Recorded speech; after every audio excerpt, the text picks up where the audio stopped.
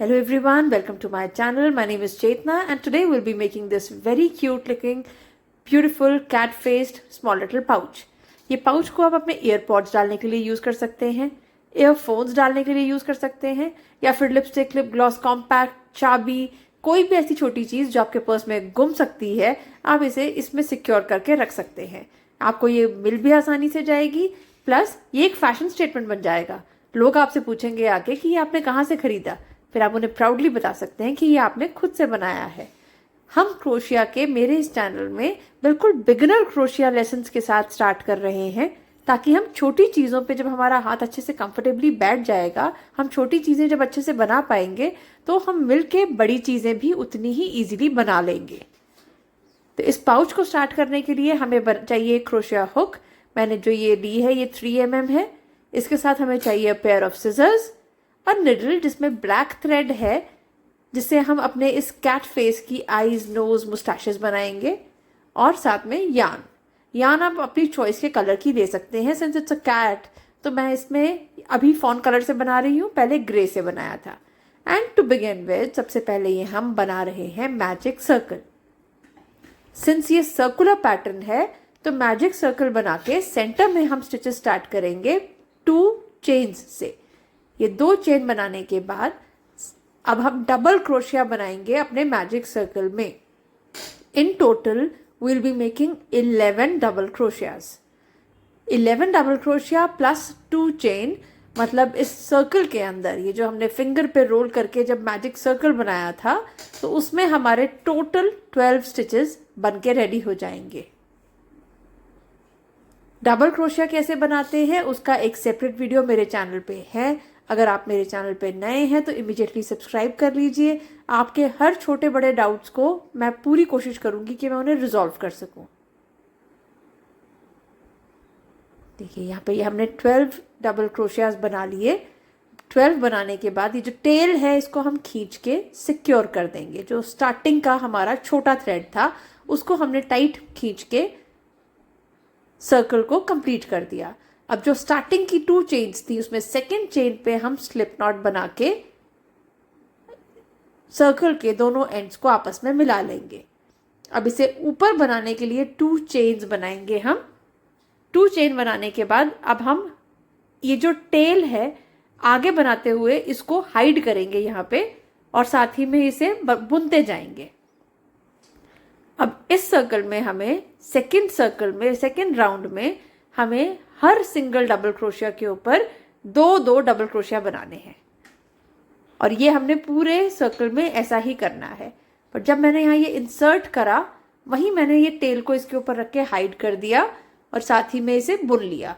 ये इसके अंदर जब बुनता जाएगा तो ये सिक्योर्ड भी रहेगा, ये खिंच के आपका सर्कल खुलेगा नहीं, खराब नहीं होगा। एंड यही बेस्ट तरीका है अपने किसी भी प्रोजेक्ट के एक्स्ट्रा लूज एंड थ्रेड्स को हाइड करने का। अब यहाँ हम क्या कर रहे हैं, हर एक स्टिच के ऊपर 2 डबल क्रोशिया बना रहे हैं। मतलब नीचे वाले राउंड में अगर हमारे 12 स्टिचेस थे तो यहाँ ऊपर वाले राउंड में हमारे इन टोटल 24 स्टिचेस आ जाएंगे।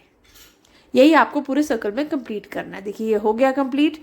अब कंप्लीट होने के बाद ये देखिए यहाँ पे पीछे बिल्कुल थ्रेड कहीं लूज दिखाई नहीं दे रहा, मैंने उसे पूरा अंदर हाइड कर लिया है। अब हम यहाँ पे भी ये लास्ट का जो स्टिच बचा है इसमें भी 2 डबल क्रोशिया बनाएंगे, और जो हमारा फर्स्ट था 2 चेन्स जो बनाई थी उसमें सेकेंड चेन पे हम स्लिप नॉट बना देंगे।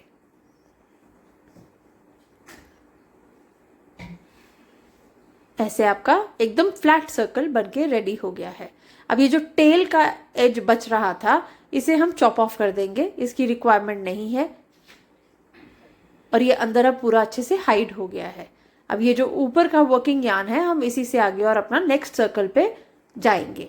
अब नेक्स्ट सर्कल बनाने के लिए, नेक्स्ट राउंड बनाने के लिए हमें 12 स्टिचेस और इंक्रीज करने हैं। टू बिगिन विद हम सबसे पहले बनाएंगे 2 चेन, उसके बाद हर एक डबल क्रोशिया सिंगल के बाद अगले स्टिच पे 2 डबल क्रोशियाज सेम स्टिच में बनेंगे।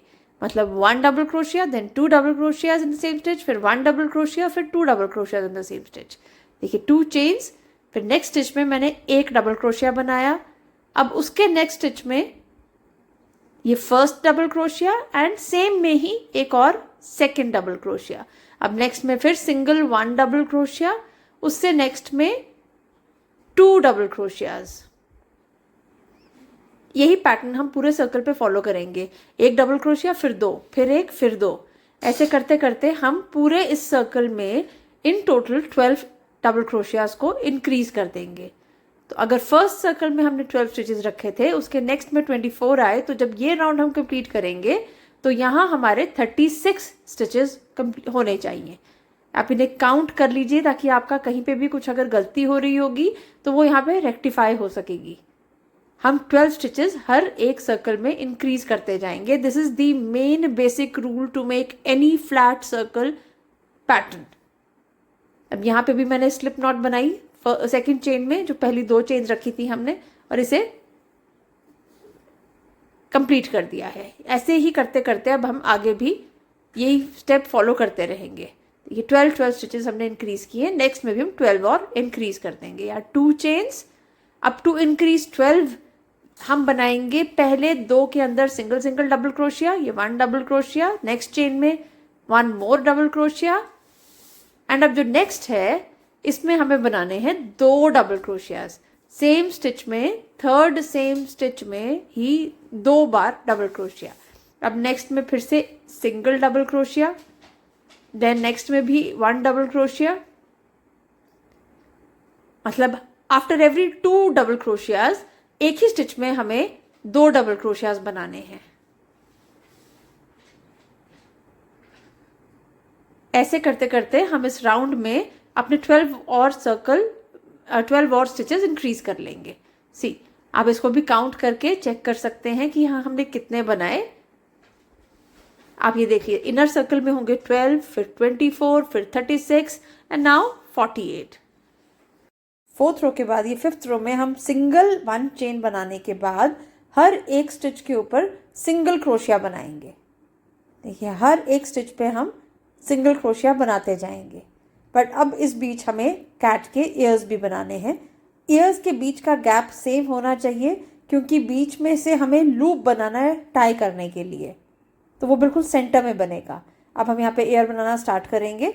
ईयर बनाने के लिए सबसे पहले हम बनाएंगे 1 चेन, फिर उसके बाद नेक्स्ट लूप में पहले तो हाफ डबल क्रोशिया, फिर देन सेम लूप में 1 double crochet,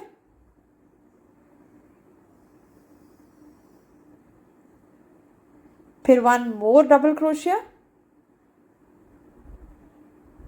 now 1 triple crochet and 1 more triple crochet.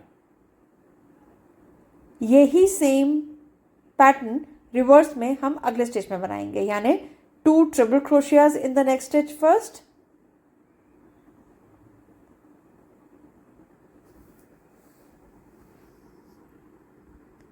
ये फर्स्ट एंड ये सेकेंड ट्रिपल क्रोशिया, एंड फिर इसी स्टिच में 2 double crochets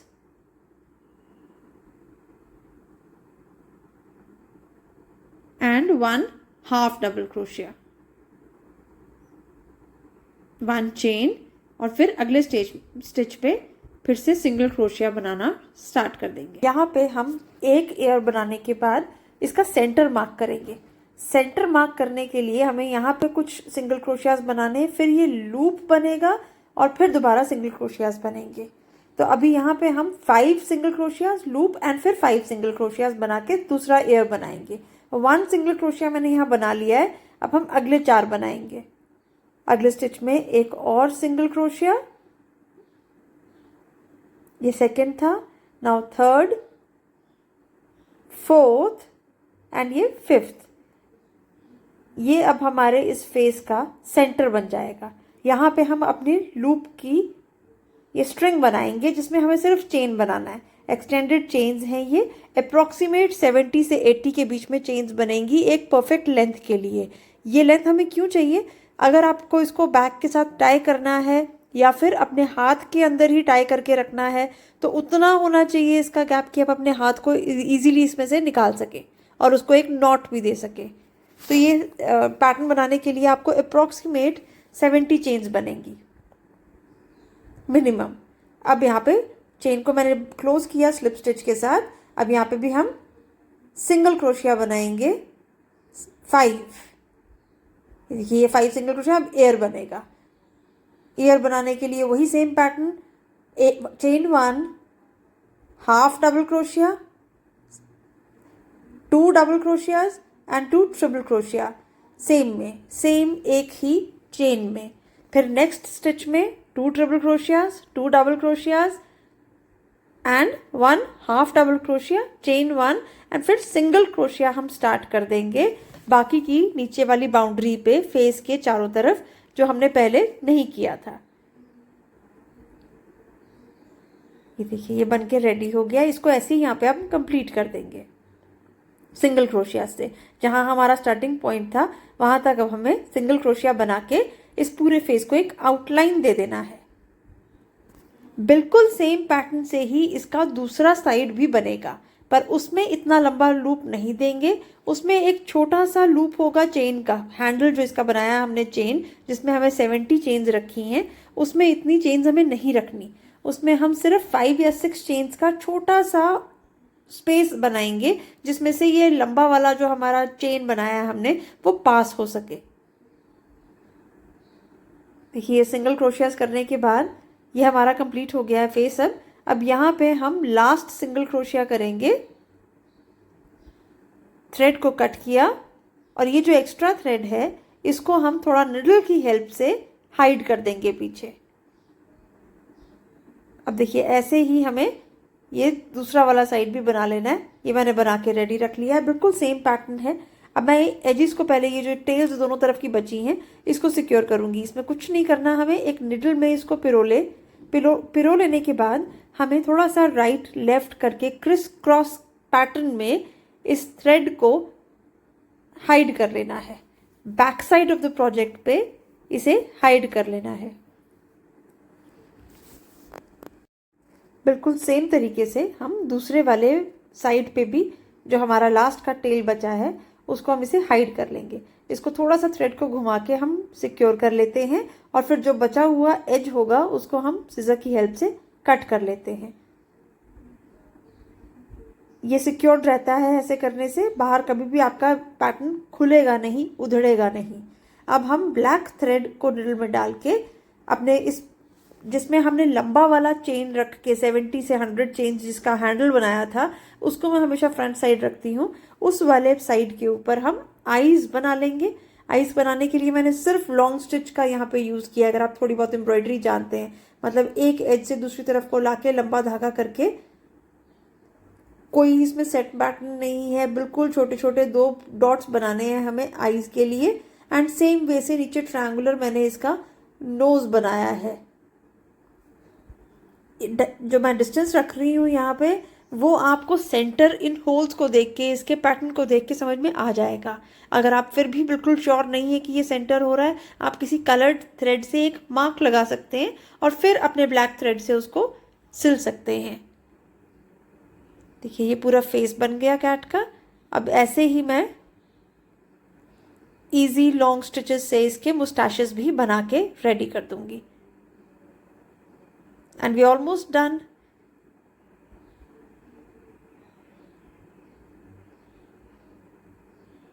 Isn't it looking so cute? बस अब इसको जो ब्लैक थ्रेड है इसे भी मैं ऐसे ही थोड़ा सा डबल नॉट दे के पीछे एक्स्ट्रा एज को इसके कट कर देंगे।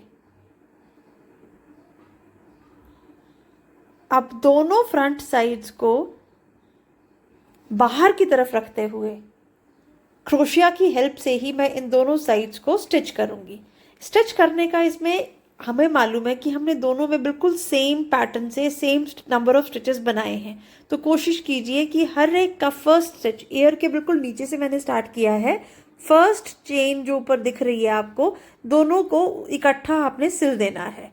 अपनी क्रोशिया हुक को एक साथ दोनों स्टिचेस में से निकाल के थ्रेड को पुल करना है और यहाँ पे हमें सिर्फ एक ये सिंगल क्रोशिया बनाते जाना है। मैं हर एक स्टिच पे एक एक क्रोशिया बना रही हूँ और इससे मेरा ये पैटर्न कंप्लीट हो गया। दूसरे ईयर के नीचे से ही मैंने इसको स्टॉप कर दिया।